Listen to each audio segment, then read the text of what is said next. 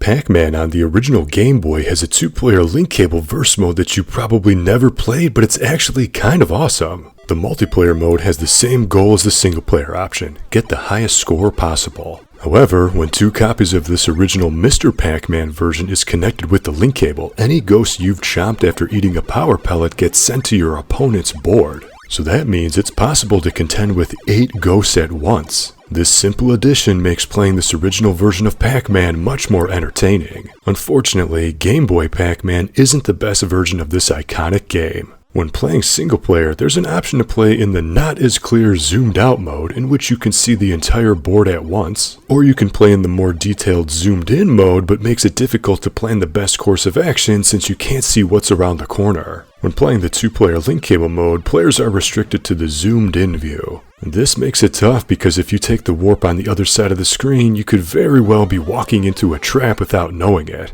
Nintendo and Namco eventually made an entire game out of this crop perspective with the Game Boy Advance Link mode and Pac-Man Versus on the GameCube.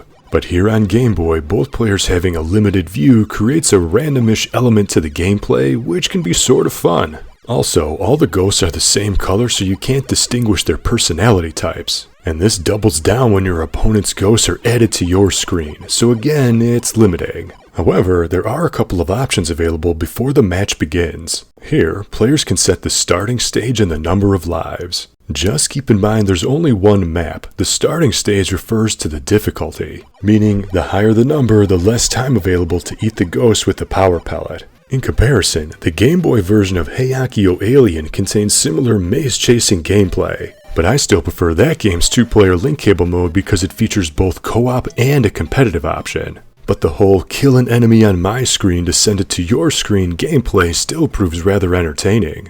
But if you don't have a means to play the multiplayer mode in Heiankyo Alien, this original Game Boy version of Pac-Man is a solid alternative. I covered Heiankyo Alien's 2-player link cable mode with its own video, and I'll leave a link to that in the description so you can see the similarities. Personally, after playing this multiplayer version of classic Mr. Pac-Man, I can't really go back to playing the single-player version because this link mode is so much better. Sure, you're still trying to aim for a bigger score, but trying to overwhelm your opponent with ghosts is a fun, thoughtful yet simple gameplay element that makes this gameplay much better. Plus, the high score gets positioned at the top of the start screen so you can always aim higher. But what do you think? Did you know this fun link cable version of classic Pac-Man existed? Have you ever tried Heiankyo Alien and its underappreciated 2-player link cable mode? Mr. Pac-Man, Miss Pac-Man, Baby Pac-Man, which family member's version of Pac-Man do you prefer? Let me know in the comments. And for more link cable content, see the links to my dedicated playlist in the description.